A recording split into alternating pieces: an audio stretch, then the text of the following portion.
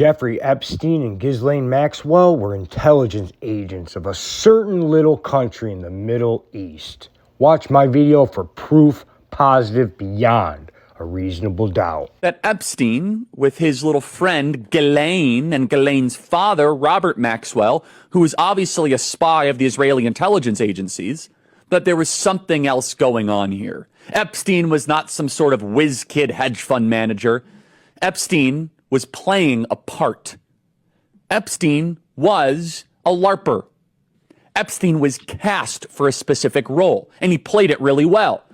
The sweatpants and the Harvard jacket, the kind of disheveled hair, looking as if he was so smart and above the clouds that he was doing advanced mathematic equations on the back of napkins. But if you actually go into some of the videos of people that met with Epstein at the time, they said he was awfully unimpressive when it came to finance and markets and economics. And it's nothing new that if you're in the intel agencies, you want to try and get as much blackmail on powerful people as possible.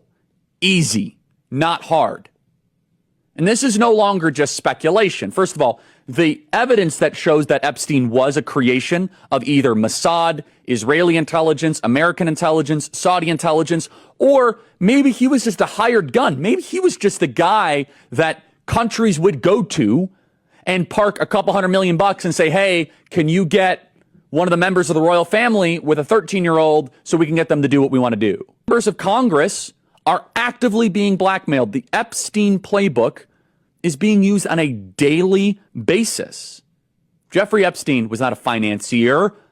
He was not a hedge fund manager. Jeffrey Epstein was a key player in a multi-decade blackmail operation against the most powerful people on the planet. Man, Charlie was such a good man. He was so intelligent as well. It's really sad that he was murdered before he could have his awakening on this subject.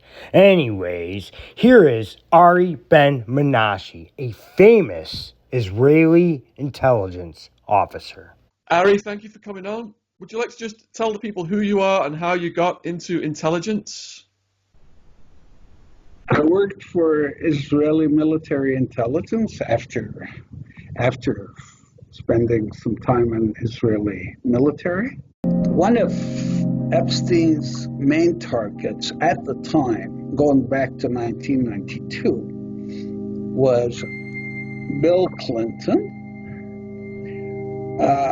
The Israelis feared him. Epstein had a role in compromising Mr. Clinton, President Clinton. The Israeli government had access to the highest levels, but as for us, we had access to the higher levels of the CIA and the National Security Council, the White House, and so on. Pretty high up.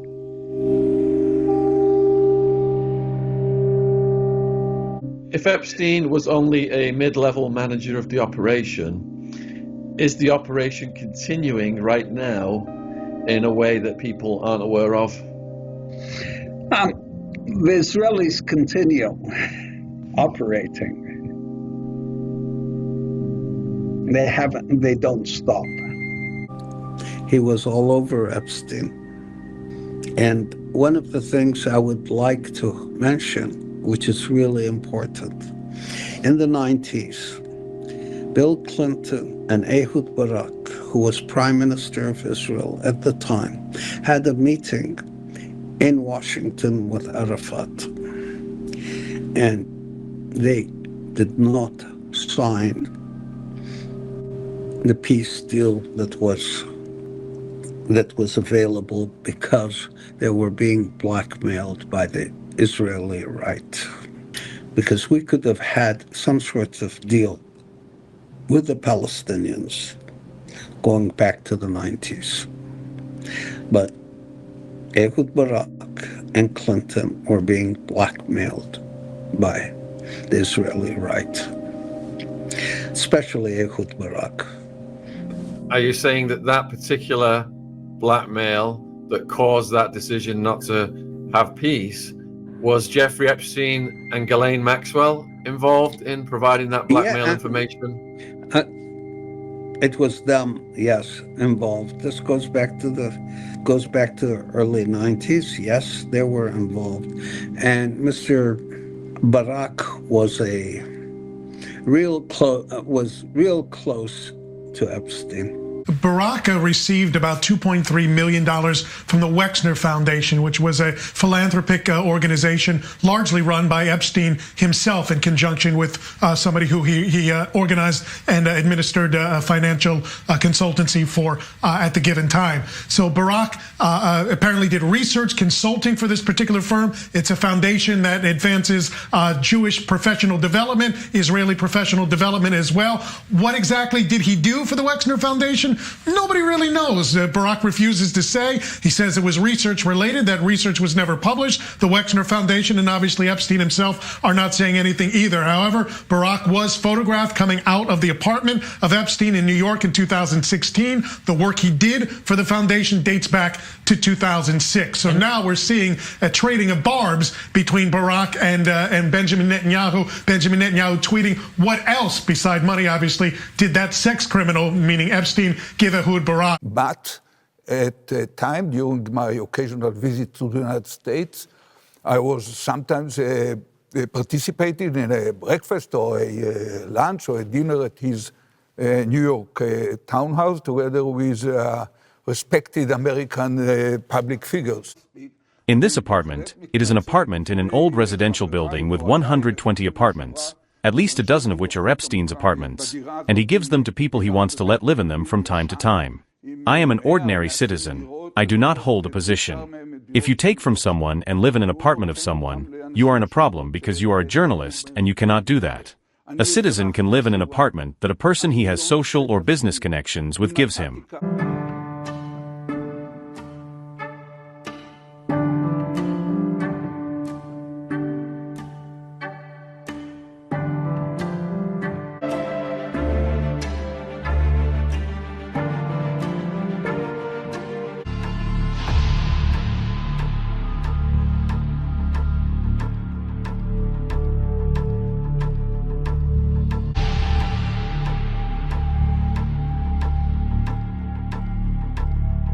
Times of Israel. Ehud Barak met with Jeffrey Epstein dozens of times, flew on private plane. Report. Barak was among a list of Jewish names, including pioneering linguist and left-wing activist Noam Chomsky, longtime Bard College president Leon Botstein, and filmmaker Woody Allen, listed in a newly uncovered private calendar for Epstein. The Wall Street Journal reported in the first part of its investigative series on the hugely influential Jewish donor who used his largesse to obscure what investigators uncovered years ago as an elaborate underage sex trafficking ring. According to the Wall Street Journal's Wednesday report on the calendar's content, Barak visited Epstein about 30 times between 2013 and 2017 at his estates in Florida and New York, including a time in 2014 when the former Israeli premier flew with Epstein on his private aircraft from Palm Beach to Tampa. According to the report, Barak also met with Epstein monthly for nearly a year, beginning in December 2015. Meetings came well after Epstein's 2008-2009 conviction and sentencing for procuring a child for prostitution,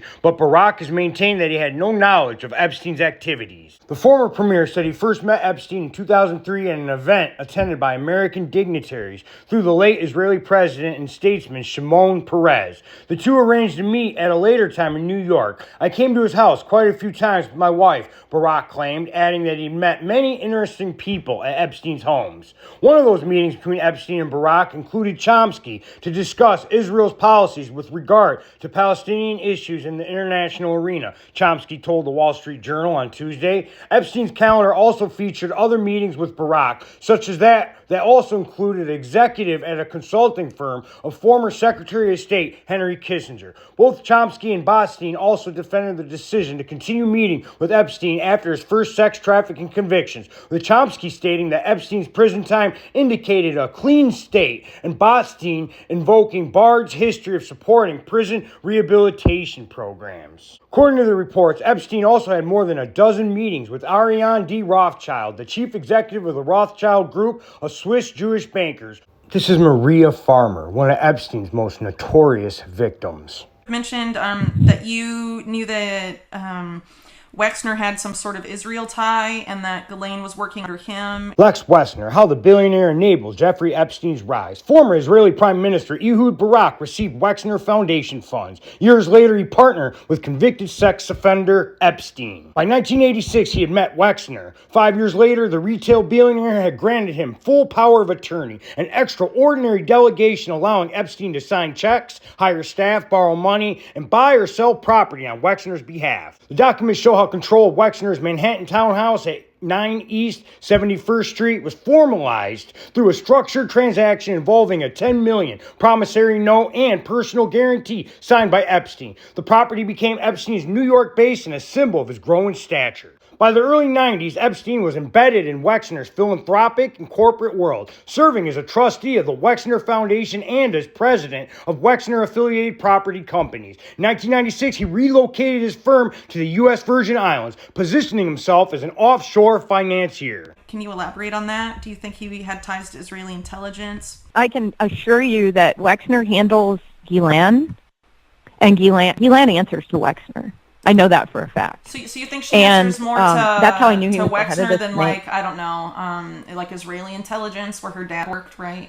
Do you think she's more like under Wexner than? Right. No, I know she's Israeli. Well, Wexner is Israeli intelligence, 100%, and I know that's where she got all of her funding to do this scam with Epstein. I know that.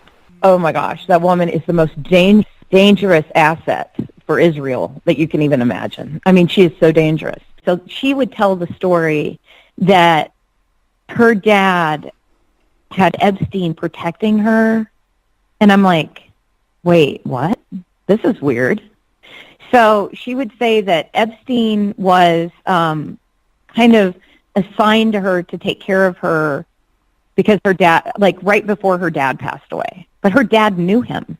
She said to me, he was assigned to me to protect me because my dad died. And I was like, I don't understand this. And I said, well, you know, what happened to your dad? And I'll never forget this. She said, those cunts pushed him. And I thought she said off the baby Ghislaine. So for years I thought it was the lady Ghislaine. She said those cunts pushed him off of the baby Ghislaine.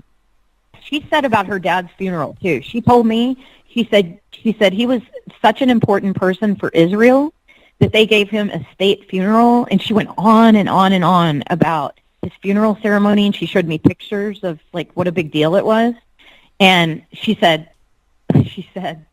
they murdered him, that Israel murdered him.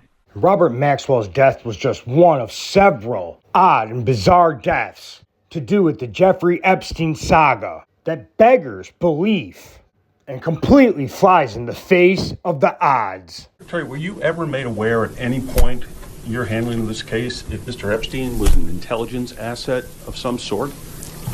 So there has been reporting to that effect, and let me say there's been reporting to a lot of effects in this case, not just now but over the years, and again, I would hesitate to take this reporting as fact. This was a case that was brought by our office. It was brought based on the facts. And I look at that reporting and others. I can't address it directly because of our guidelines. But I can tell you that a lot of reporting is just going down rabbit holes. That is not a denial, people. That's not a denial. It sure wasn't Megan? All he had to do was come out and say, no, that story is not true. But he didn't do that, did he? Stephen Hoffenberg, Epstein's former business partner, in interviews and statements referenced in books and articles, Hoffenberg claimed Epstein was trained in the 1980s in arms smuggling, shell companies, and money laundering by figures linked to intelligence networks, including ties to Israeli arms deals during the Iran-Contra era. This is detailed in the book Epstein, Dead Men Tell No Tales by Dylan Howard, Melissa Cronin, and James Robertson, who argue there's compelling evidence Epstein operated as a Mossad spy in the United States. John Schindler, former NSA analyst. In analysis, Schindler stated Epstein was definitely a spy and speculated on Israeli or Russian intelligence ties based on his patterns of elite access and blackmail.